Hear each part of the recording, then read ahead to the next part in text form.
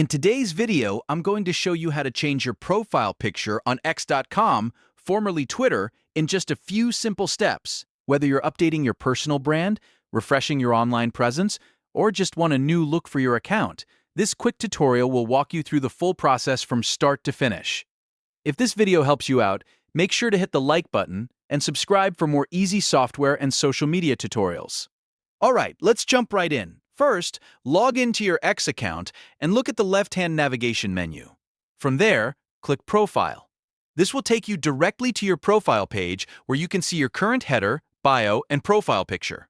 Once you're on your profile page, look just beneath your header banner and click the Edit Profile button.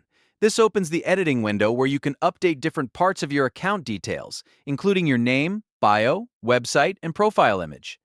Now, in the center of your current profile picture, you'll see a small camera icon. Click that camera icon to begin changing your photo. After that, a menu will appear, and you'll want to select Upload Photo. This lets you browse your computer and choose the image you want to use.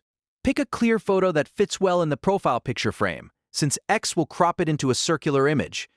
Once you've selected the photo and it loads into the editor, take a quick moment to make sure it looks good and that the important part of the image is centered properly.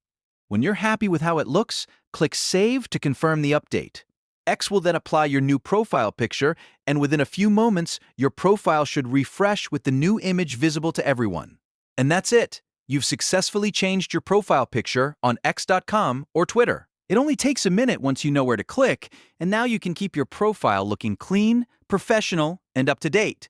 If this tutorial helped, please give it a like, subscribe to the channel, and turn on notifications so you don't miss the next step-by-step guide. Thanks for watching, and I'll see you in the next one.